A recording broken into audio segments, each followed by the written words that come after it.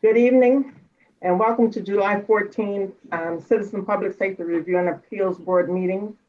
Just as a reminder for public comment this evening, you may call area code 269-226-6573 and leave a voicemail message limited to 3 minutes.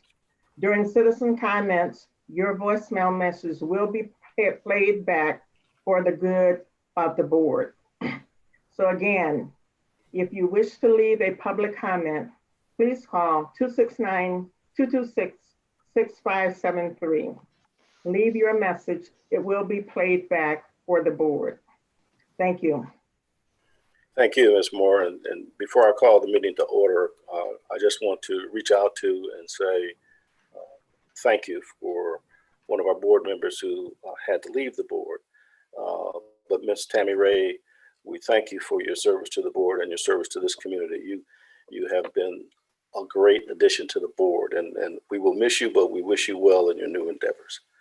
I would like to add, on behalf of the city as well, we certainly appreciate Ms. Ray's contribution to this board. We really value her contribution and certainly wish her the best in her next steps. Yes. Ms. Vargas, we will have the roll call, please, as I call the meeting to order.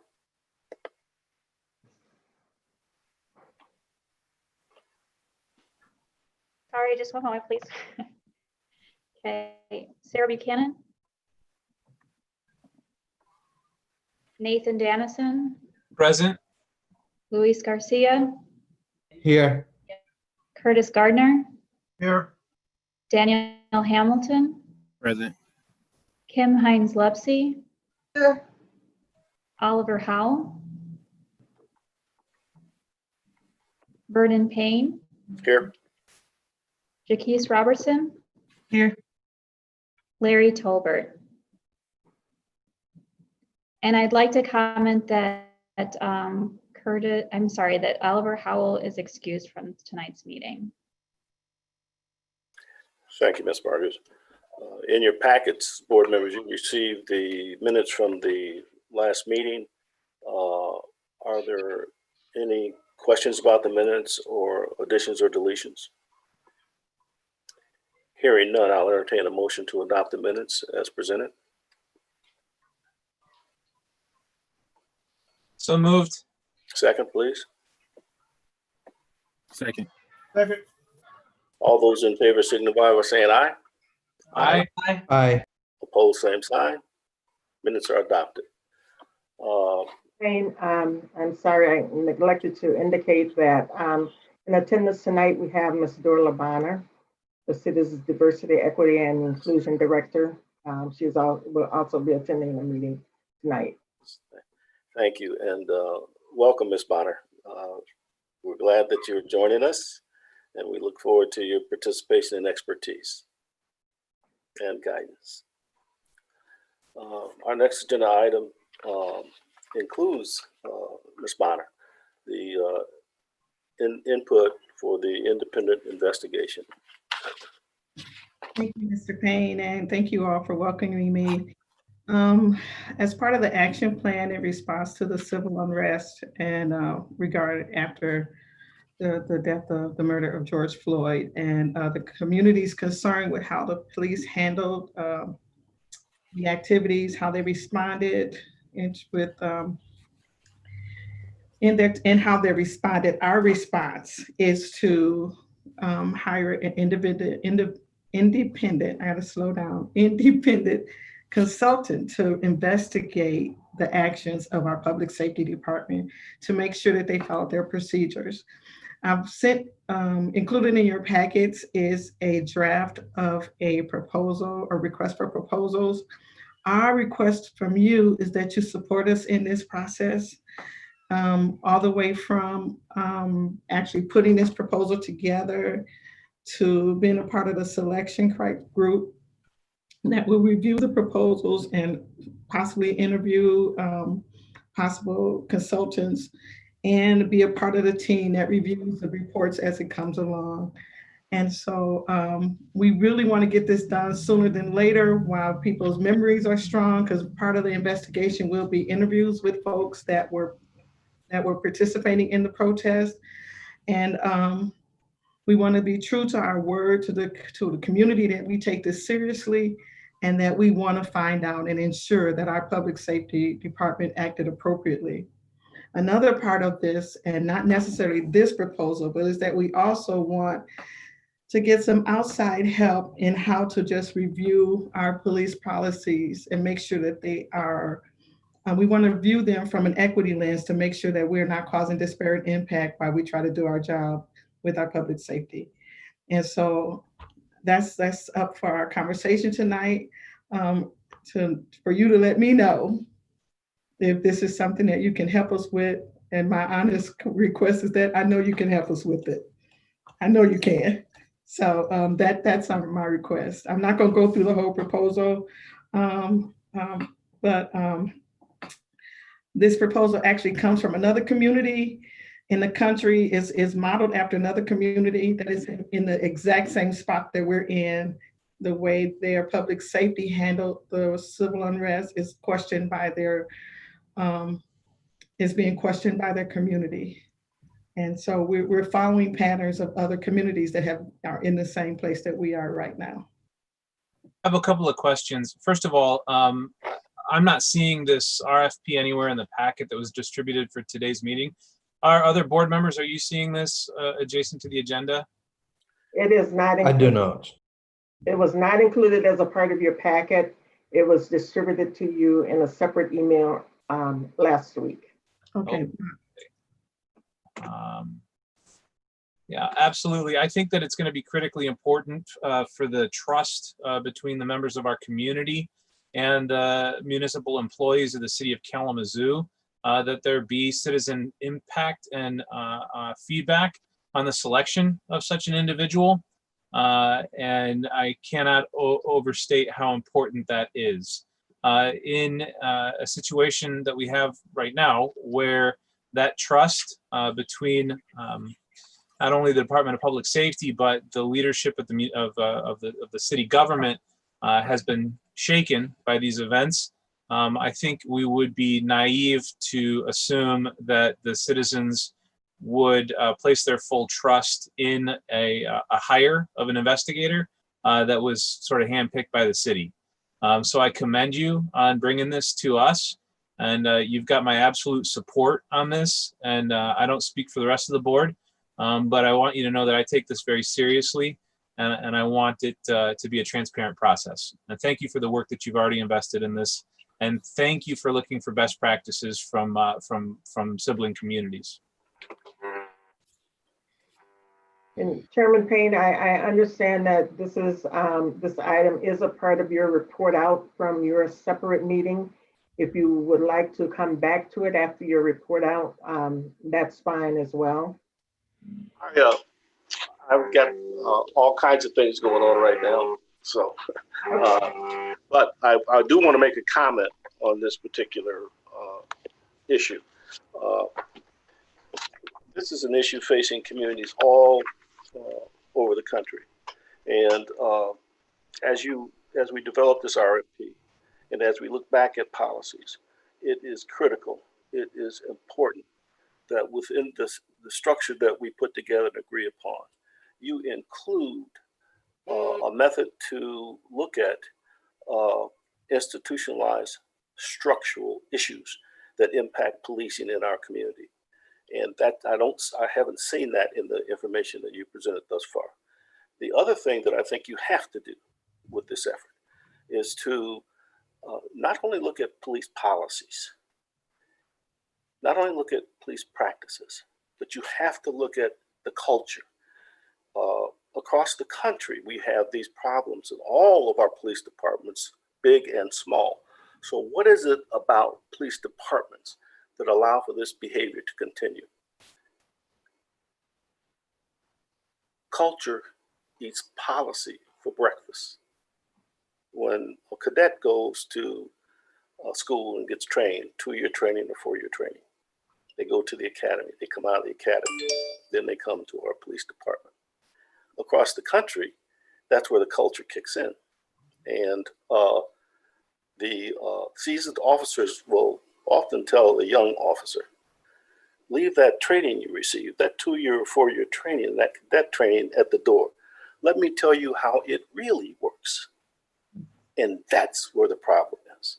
The culture comes in and eats the policies for breakfast.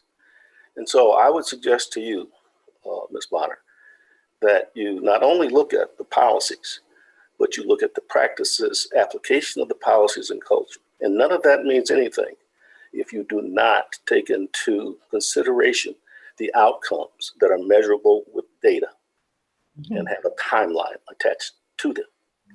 If you do that, now we can establish accountabilities and we can hold whoever is responsible for making those changes accountable. So in a cursory review of the documents, this is my suggestion to you, and I know we'll have other conversations about this. Anything else from any of the other board members on? I got a question for Ms. Bonner. Sure. What other department are you looking at, other police policy? Is it somewhere in Michigan or out of state? Out of state, Michigan, you know, and this is exactly the things that I've heard and your question, Mr. Garner, and why we need to work together. Because we all bring different questions and thought processes to this document that is necessary to make it effective. And so right now, I think this came from Oregon. Part of it, I was today looking at a RFP from Ann Arbor who did this a couple of years ago, but just about their policies in general. And so you know, if you Google police investigations, you'll get a lot of stuff right now. And so what we did, and with most of our policies that we are adjusting now, not just with the police, we're looking at communities that are similar to ours, that are college towns, Ann Arbor, Lansing. And also as part of the Michigan Department of Civil Rights, with a group of communities that are doing the same kind of work. So I'm working with those folks, looking at their documents. So it's pretty varied what we're looking at right now. Okay, thank you. Now, if I understand the effort correctly, we have a tight window here that we're examining. Is that correct? May 3rd to? That is correct. This independent investigation that we're hoping to move forward with rather quickly is that tight window. We're specifically looking at activities of those days that are indicated. And with certainly the broader perspective that you brought out, Chairman Payne, is a part of the work, but for this RFP, we're specifically looking at that time frame and the activities that occurred during those days. Can I ask a clarifying question? So why that time period? We are responding to the request that occurred from the protest and the response of the police from the protest. But if you, in our action plan, that's just one part of it. Further down in our action plan is to look at the policies in general from an equity lens.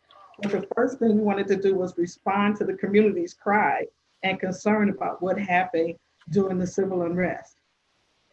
And so we're trying, our goal and vision of what we're trying to do with our action plan is to be responsive to what the community is saying now, knowing that even with my work, that's just a small part of a much larger body of work that is going to take some time. But we're in a crisis because of that issue and that time frame.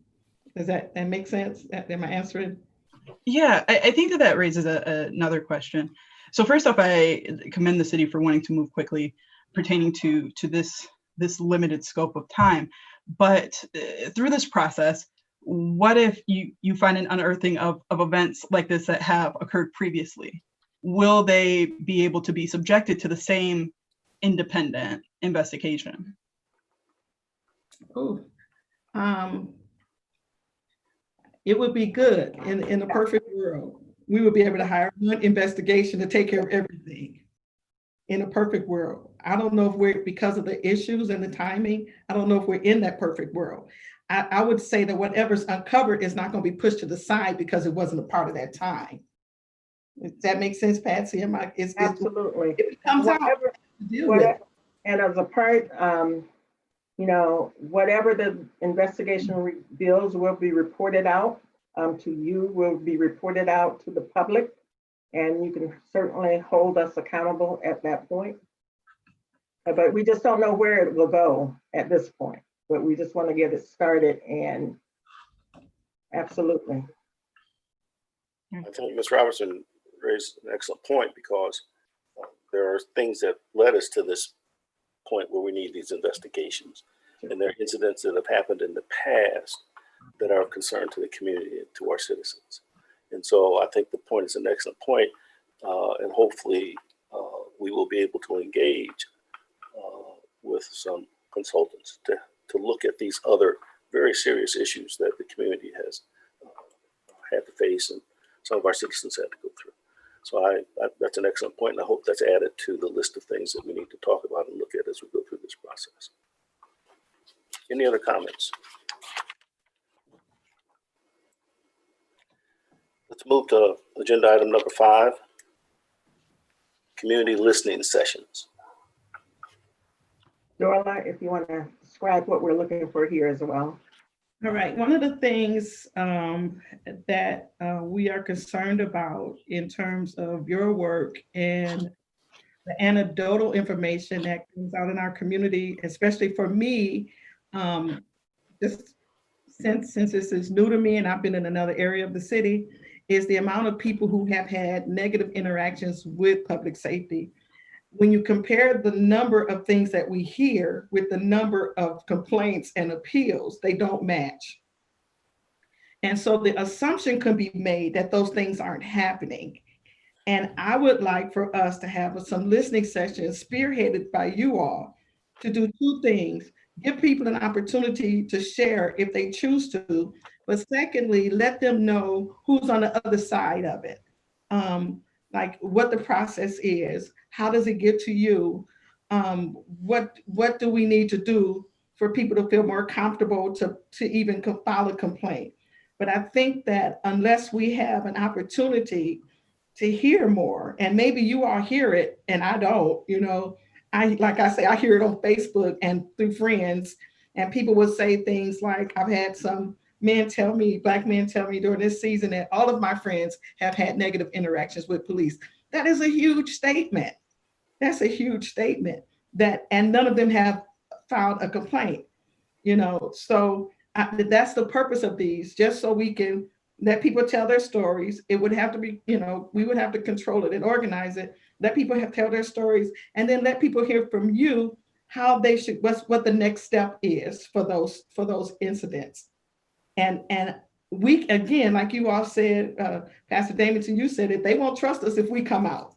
So it needs to be you all. I think it would be more effective if you all, with our support, actually held those listening sessions. So that's my request. Ms. Bonner, there's a couple of things that I'll bring you up to date on. A year or 2 ago, we asked the city to provide us with racial demographic data on all police contacts and stops. And so if a police officer in our community stopped a citizen in our community for whatever reason, we wanted that data, and we want it broken down by race and demographics. And that would give us an indication as to looking at the issue you raise about citizens being treated disparately. That's one thing that we did. The other thing that we need to look at is blue card data. The police officer is called to investigate a citizen's complaint in one of our Black communities or communities of color. Do they simply nod and then hand that citizen a blue card telling them, if you have an additional problem, call this number? That's critical data that we need to look at. Police officers ought to be required to provide that information. The third thing that we've asked for is not only the data, and we've done this for a couple of years, not only the data that results in the filing of a complaint, but we've asked for the data when a citizen makes contact and doesn't file a complaint, because there could be a lot of different reasons why a citizen is turned away from filing a complaint or that complaint isn't taken. So we have thought along the same lines that you're thinking now, Ms. Bonner, and we welcome this effort. I have a couple of other things to say, and then I'll turn it over to the board for comments.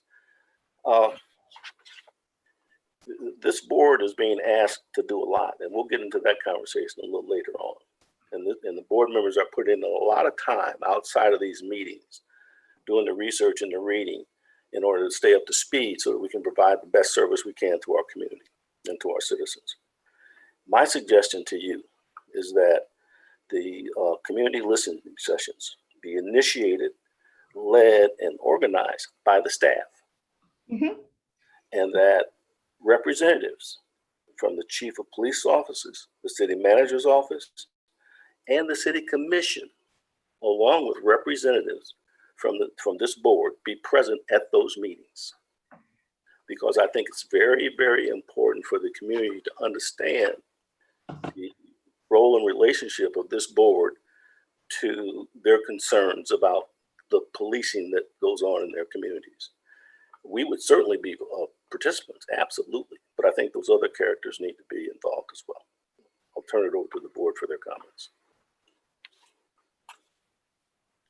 I have a question with regards to the listening sessions.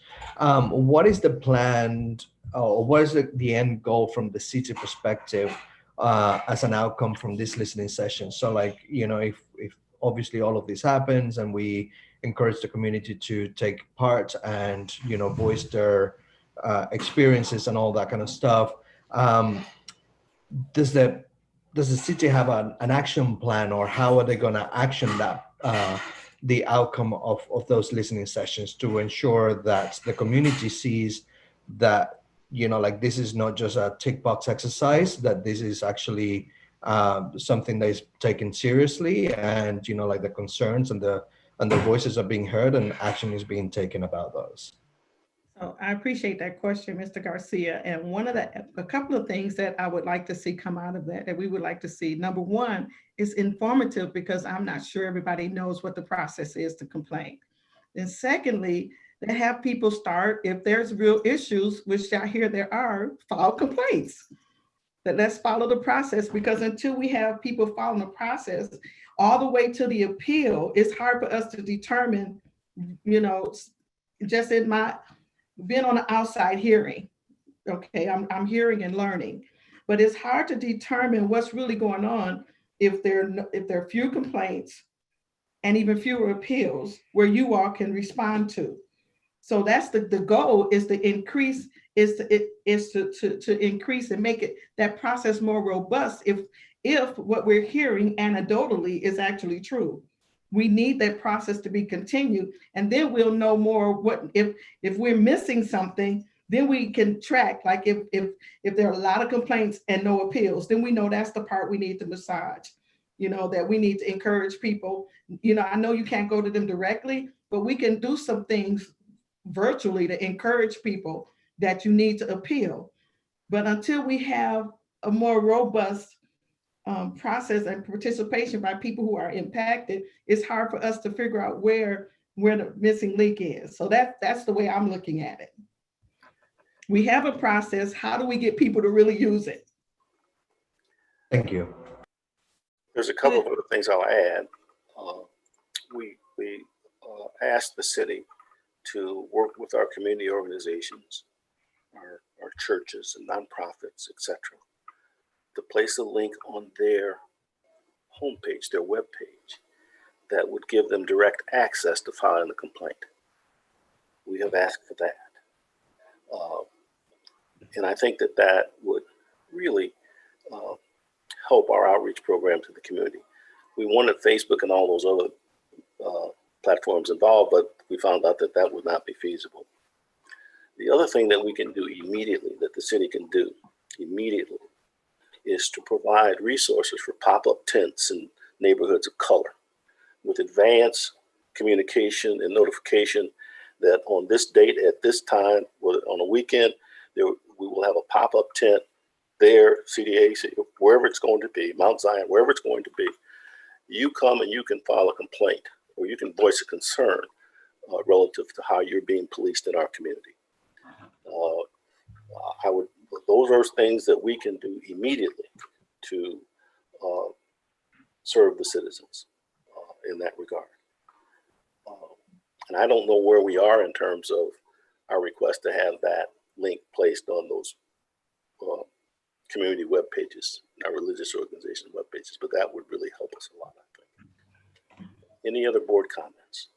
Well, I think in the same vein of what you just stated, Mr. Payne, to what you were saying, Ms. Bonner, I think that you have the answer to your question, right? Like this idea that if we're hearing in the community that a lot of people are having negative interactions with the police, but they're not filing complaints, then we see where there's a break, right? Like it's in that space between the interaction and the filling out of the complaint. So I think that Mr. Payne came up with some really good ideas and some really good solutions. But I think that, again, maybe engaging in these community listening sessions will allow us to get a better understanding as to why people do not want to engage in that process, you know.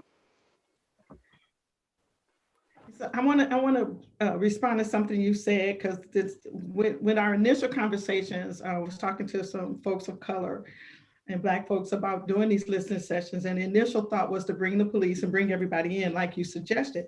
One of the suggestions, or one of the some pushback I got, was do not bring the police back because people are afraid of retribution because they'll be seen.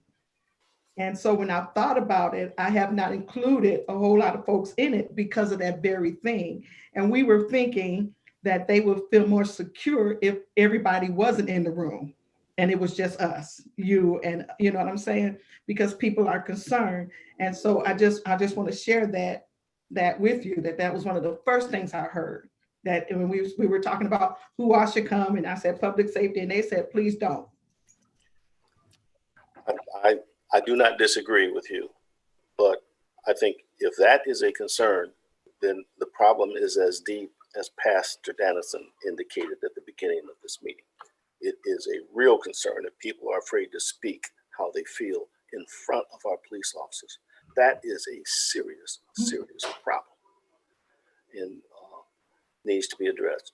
So I'll back off of that if that's what, if personally, I can't speak for the board, but I don't think we want to engage in anything that's going to result in citizens not coming forward and they don't have to be afraid in their community to talk about how they want to be policed and not told how they're going to be policed. They need a voice in that. Any other comments? I just have one more question for, oh, sorry, carry on, Mr. Tolbert. Larry Tolbert here. Sorry, I've been trying to get on for the last 30 minutes. Neil, thank you very much for sending me the link. So I do believe when we first start, getting the citizens, I think we should have a meeting with the community for just the board so that they can get to know the board and feel comfortable with the board. And I do believe that you'll have a great output in doing it that way. But if you bring the police and everyone else in, right now, we want to introduce ourselves as the Citizen Review Board. And really, most people in Kalamazoo don't even know there is one. So initially, when we first start, we should do maybe a few different settings where the community is invited in and they could see who's on the board, and we could actually state what exactly our function is, because a lot of them don't even know what our function is.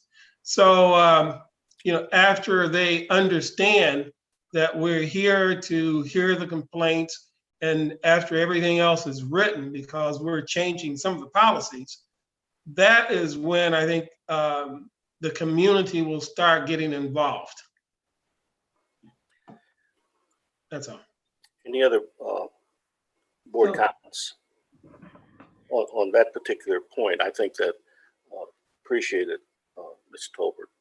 Yeah, I mean, for me, I just want to kind of piggyback on what Mr. Tolbert just said, and I just wanted to ask, just for clarification myself, and I don't want to take too much time, is about, like, what is the plan from the city in terms of these community listening sessions?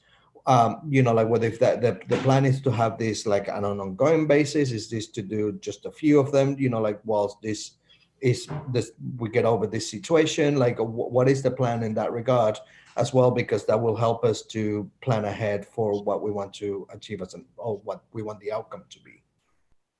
So my request is to do this with you, so we can plan that. On both of these issues, we have to determine how to do it, because I need your help. My desire is that we do this together. I will say sooner than later is good, because this is part of our action plan. I will also say we're still quarantined and Zoom is our only avenue right now. And so if I know I think you're not bound by the Open Meetings Act, so we can meet at another time as a group and start planning for either of these things, just so we can get it rolling. I'm serious that it needs to happen. I mean, I know people don't know, like you said, Mr. Tolbert, and the sooner we can let people know, and while the energy is rolling, and I think we're at a situation, at a point where people are more likely to tell it than they may have been at another point. But I agree that we need to let them know who you are, and then start the conversations to another level. So you all let me know when you want to meet, and then we'll figure out how to go next. Yeah. How's that? Thank you. One of the issues that I've thought about is the fact that there's so much distance between our police department and our citizens. What is the role of the citizen in the decision-making process when it comes to how they're going to be policed? Well, you have the police officer on the beat. You have the Office of Professional Standards. You have the supervisor. You have the chief of police. You have the city manager. Then you have the city manager's staff. And then you have the Citizens Public Safety Review and Appeal Board. You have a lot of what I remember in that movie, buffers between the citizen's voice and how they're going to be policed. One of the things I thought about was, do I want to put this board in a role where we become just another instrument between the policing and the citizens and their voice and how they're going to be policed? That's why initially I had proposed that the decision makers be involved in these listening sessions. The decision makers, not just the advisors, and that people understand our role. We are not in the decision-making process when it comes to how the community is going to be policed. We advise on that.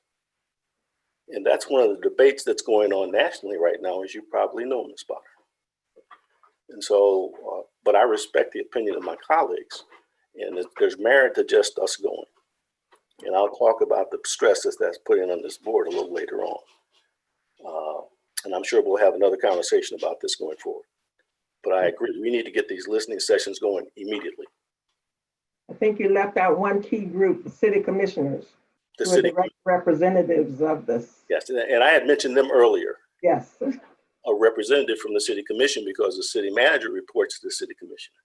And so, but where are the citizens aside from the city commission? And right now, they're not actively engaged in this process. Okay. Are we ready to move on to the next agenda item? Yes. Thank you. We have several board members who indicated that they want to voice their opinion on a couple of issues. and report out to the board. The citizens' concerns about the KDPS training location decision. Member Talbert. Chairman Payne, before we get to this issue, I know this is an issue that's been brought up by this group, and just wanted to let you know that that the impediment to KDPS training at KVCC has been removed effectively for the fall. It has been removed. It has been removed. Our officers can now go to KVCC to be trained. That is the current plan for the fall. Will that plan change? No. Mr. Tolbert, any comments? Unmute.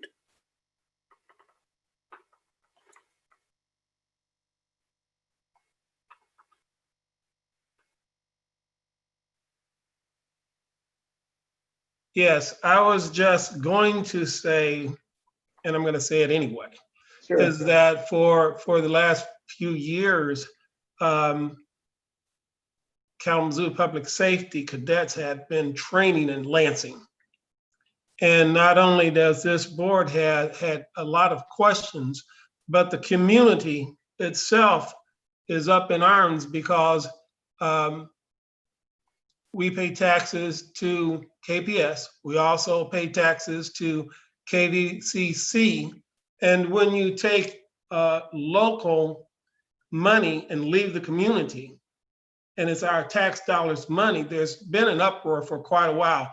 It's very enlightening that we are moving back to KVCC. But I think everyone received the Stan Steps article that was made public. He sent it out to all types of organizations. And I've known this young man since he was a baby. So I got the email.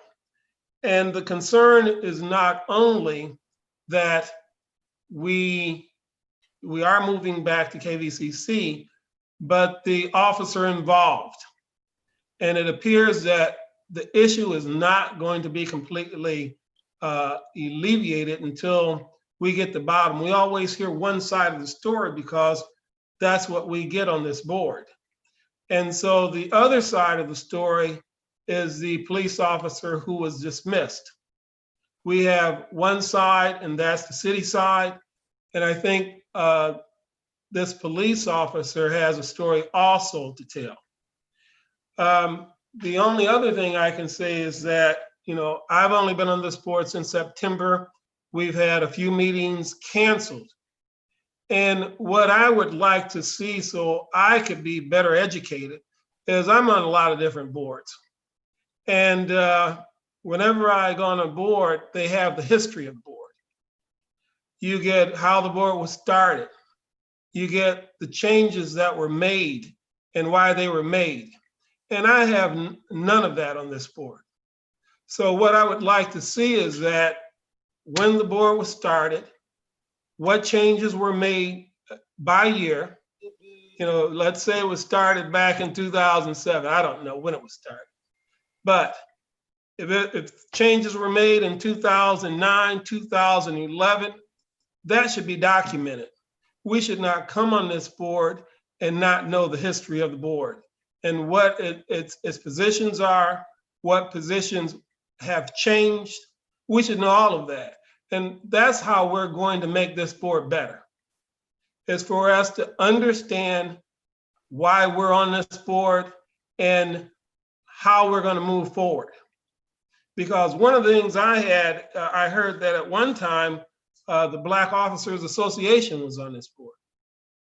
That is correct. And police officers were on this board. Now, the police officers are not on this board. There's a lot of things that we don't know as citizens as far as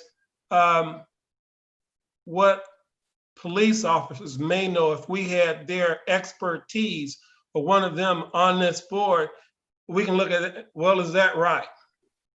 You know, if you're working construction and you've got on a board of construction people and you don't have anybody in construction on the board, who are you going to ask for expertise?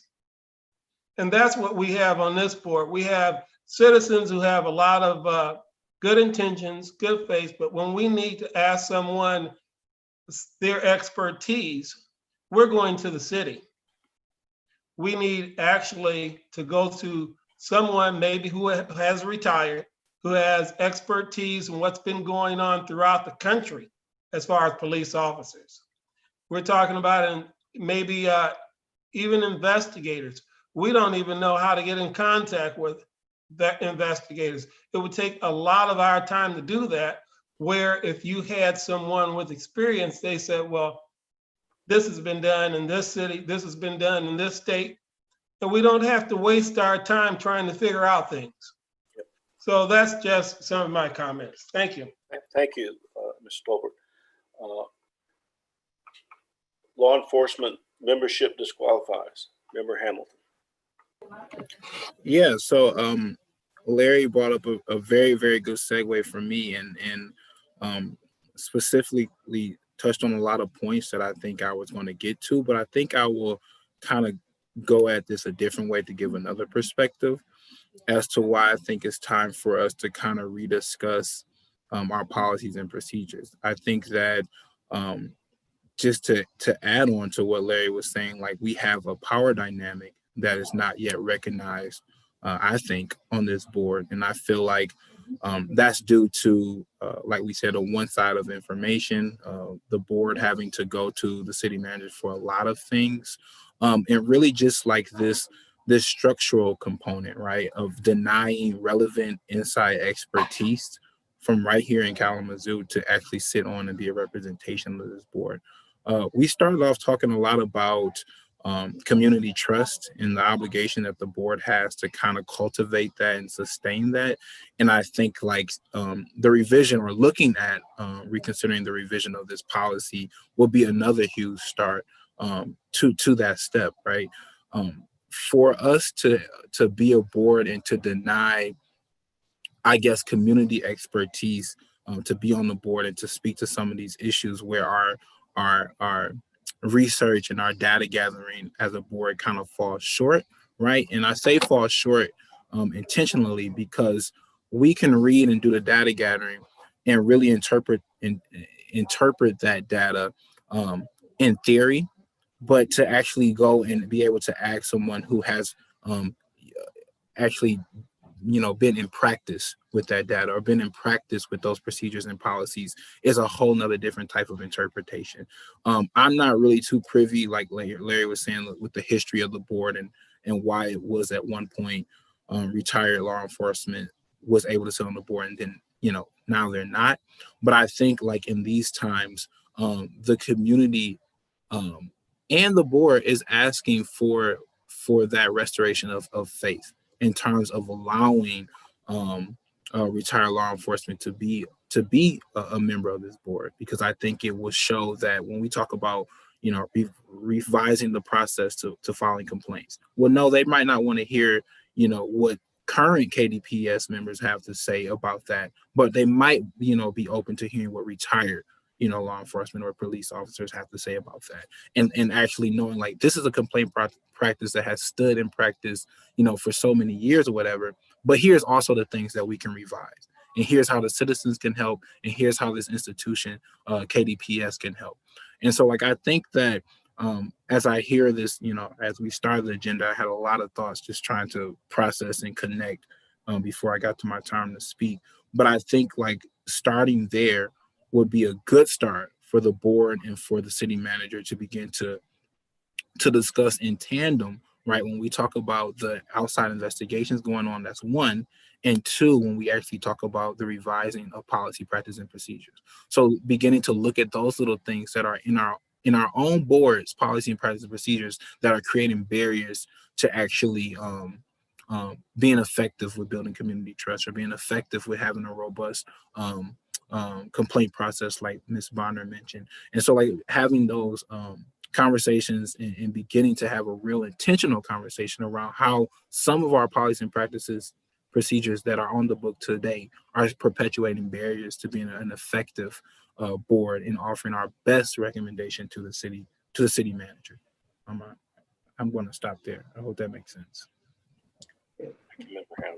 Appreciate it. Kalamazoo Department of Public Safety Police Unions, Member Dennison.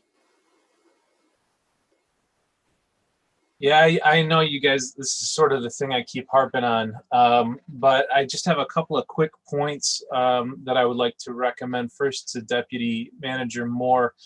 The collective bargaining agreements that are currently in force that expire in December of 2021 are available on the internet, but they're kind of in the equivalent of like a locked cabinet in the basement of the city website.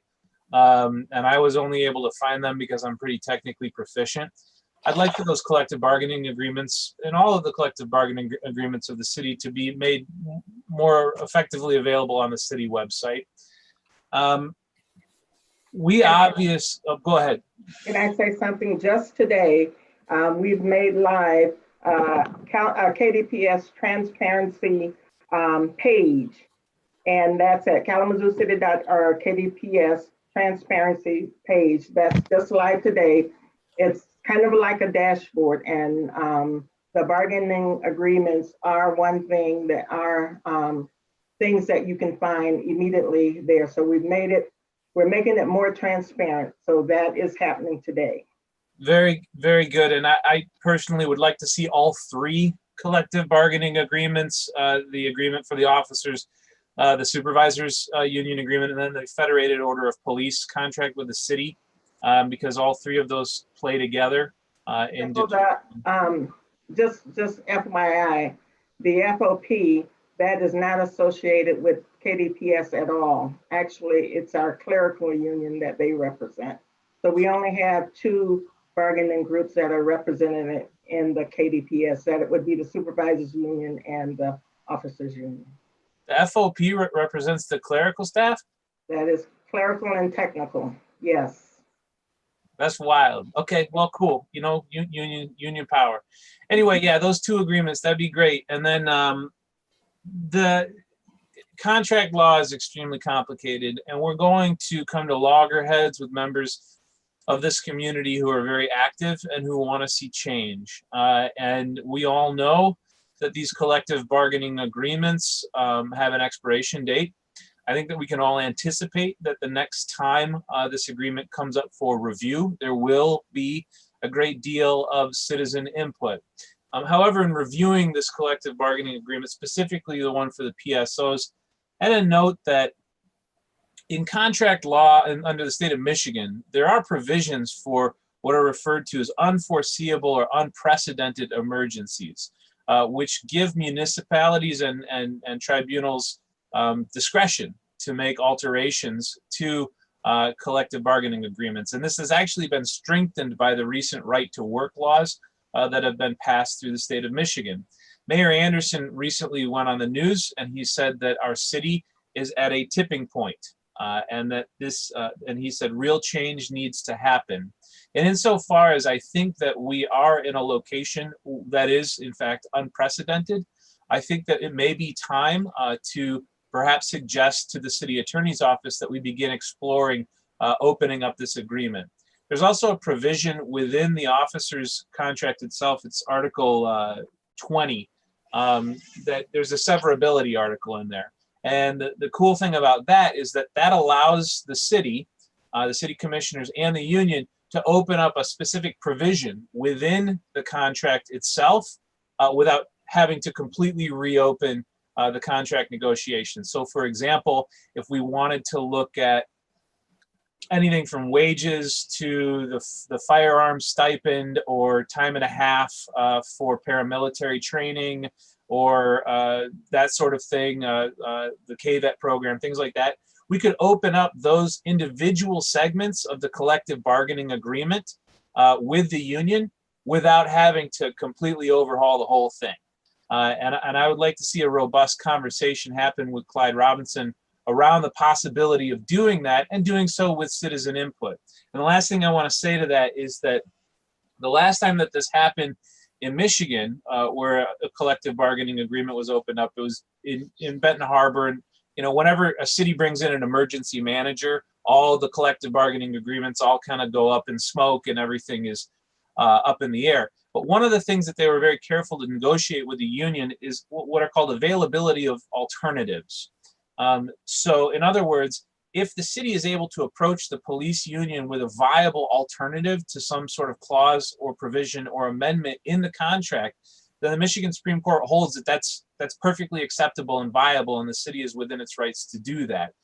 In some places, this looks like, for example, maybe a teacher, if there's a fight with a teacher union, the teacher will receive, instead of their retirement package, they'll get a lump sum or something like that. They make an available alternative. And I just want to put these things out there so that we don't get trapped into the thinking that this contract is untouchable until the December of 2021. I think that there are some steps that we can take.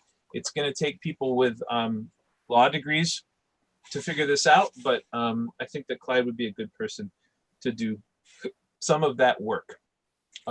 Any thoughts or concerns about this? Pastor Dennison, thank you so much for that report. You're touching on an issue that is being looked at not only in our community, but nationally. And at some point, as we look at reforming our police departments and citizens' relationships with those departments, the ultimate objective is to have citizens have a voice equal to those of groups like police unions and not be kept away from the table when those issues arise that are going to affect and impact the power of the police department in determining how they are going to be policed and minimizing the voice of the citizens who are receiving that policing. And so I commend you for reaching out nationally and working locally to address that issue as you are with other issues. And going back to police officer involvement with the board, there were earlier comments about not having police officers engaged in listening sessions or community outreach for trust purposes. If we have police officers on our board, what will that do to our board? That's one consideration for more discussion. The other thing is that as we look at this board and how it can best serve the citizens in Kalamazoo, are we moving or going to remain as an advisory board giving advice?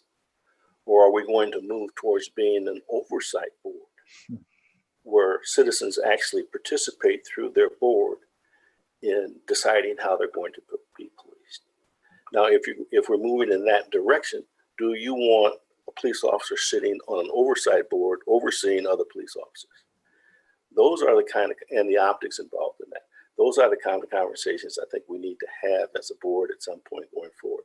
And Coach Payne, I think just to that point specifically, and to Member Tolbert's concerns, I believe that there exists within the field of criminal justice alternatives to police officers that could fill that role. Specifically, I'm thinking about faculty members in criminal justice programs.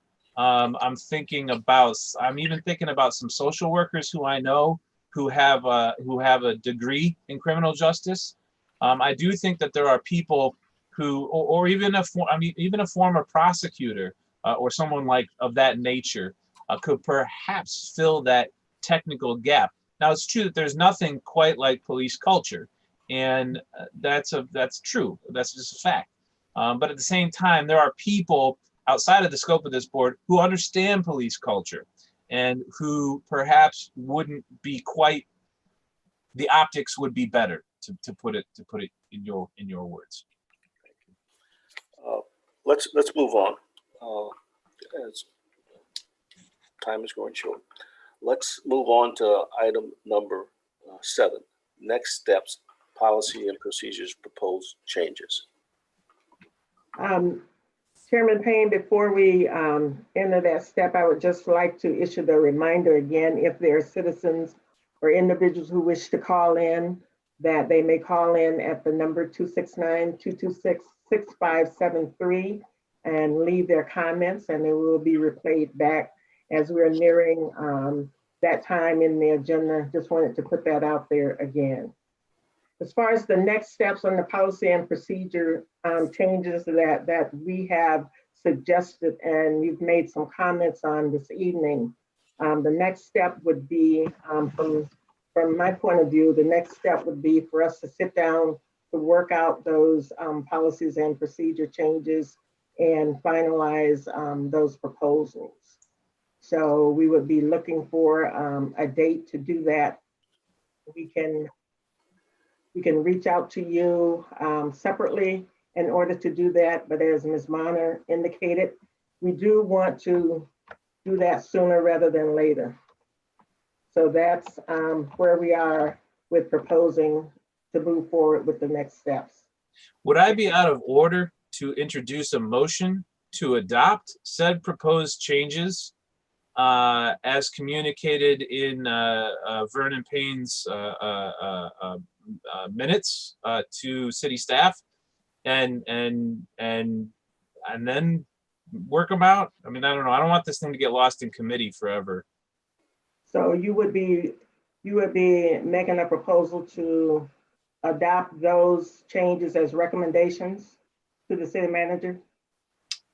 Yeah, I look. Back me up here, board. I mean, am I crazy?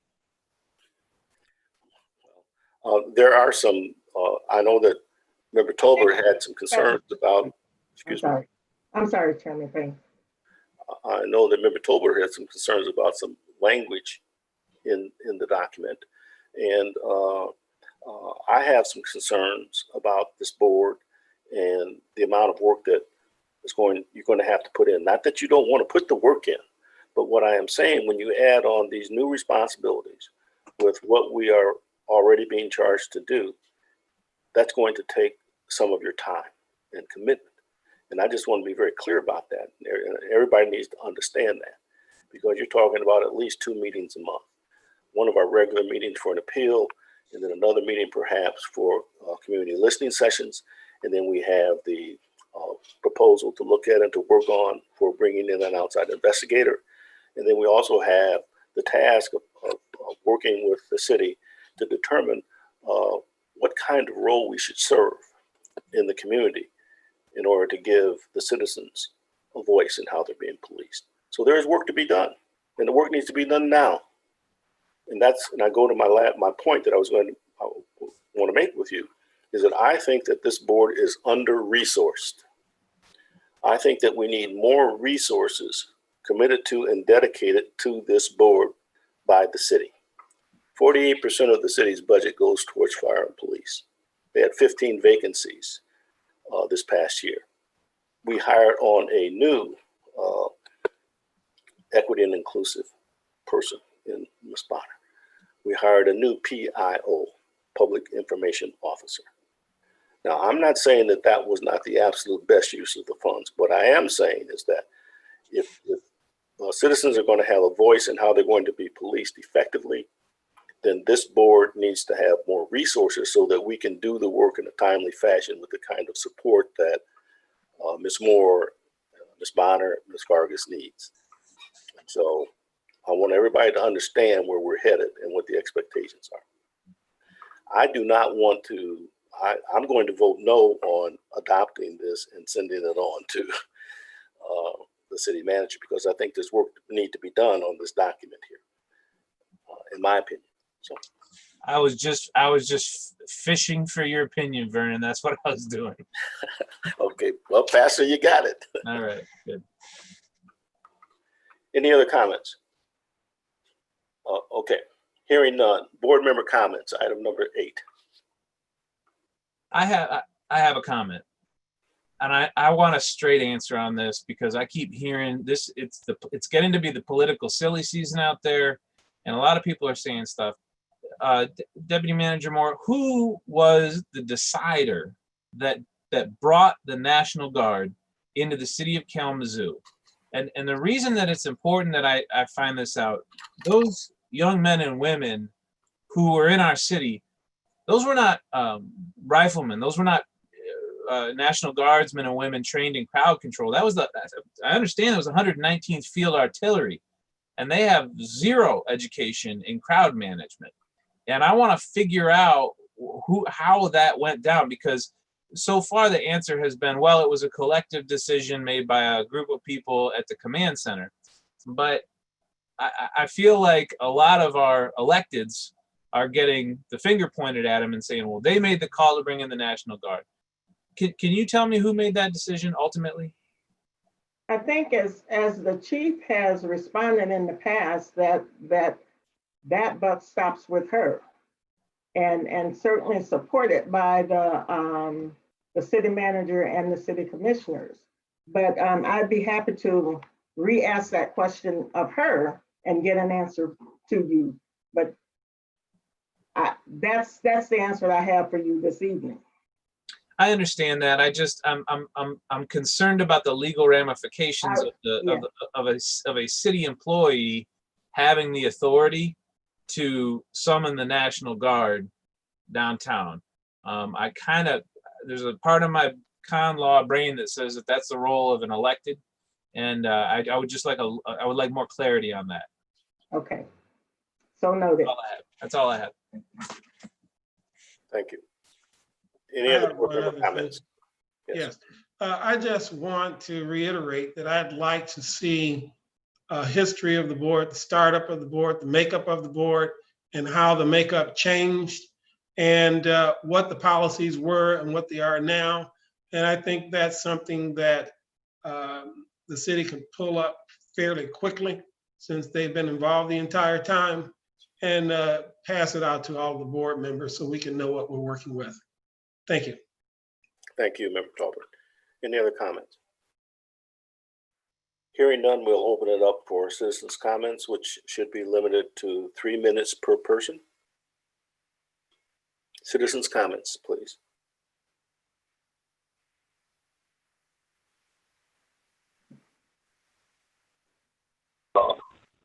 This is Larry Tolbert. I'm a member of the Citizen Public Safety Review and Appeals Board. I cannot get on the conference call. I'm supposed to be on it. Can you give me a call back at 269-491-2031 to instruct me how to get on this Zoom meeting? I don't have the link. Bye. Hi, this is Rob Zimmer. I do live in the city of Kalamazoo, and I was a couple minutes late joining the meeting, but I think I gathered that there may be a vacancy on the board, and I wonder if it would be, I think it would be helpful and for the people listening in, if you could give a little spiel about the board and some information about how to apply and maybe what that process is like.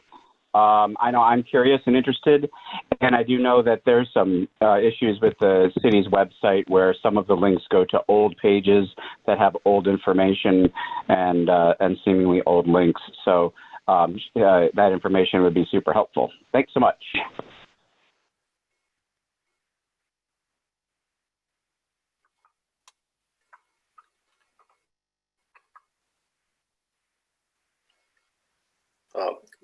Does that complete our citizen comments? That concludes the citizen comments at this time. Thank you, Mr. Zimmer. Ms. Moore, how do we reach out to Mr. Zimmer to get him the information on how the city manager's office goes about? And I can certainly share that now. We do currently have 2 openings, and we ask individuals, they may either submit a letter of interest. Oftentimes they've been referred by other board members. Then the vacancies are also noted under our boards and commissions section of the city's website, but they should submit a letter of interest to the city manager at the City Hall, 241 West South Street, and we will get that individual an application. We'll review that application and make a decision on the candidates. Thank you, Ms. Moore. As a reminder, with the upcoming meetings, we will meet on August 11th to hear an appeal That meeting, I'm not sure if the first part of it will be open to the public or if it will be totally closed, because it will be a hearing meeting. And we will meet after that on September 8th. And we would like to meet before then to move forward in the next steps. So meeting prior to the 11th, but the 11th is a scheduled hearing, and the individual has indicated that he would like an open hearing. Not sure if it will be Zoom or in person. So the hearing will be public. Any deliberation that you enter into will not be public. Thank you for that. And yes, we do need to meet at least once before the August 11th Yes. date.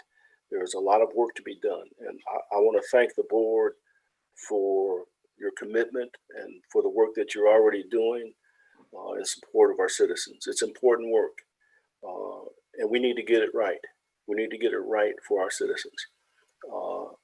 So I thank you for that. And with that, I will entertain a motion to adjourn.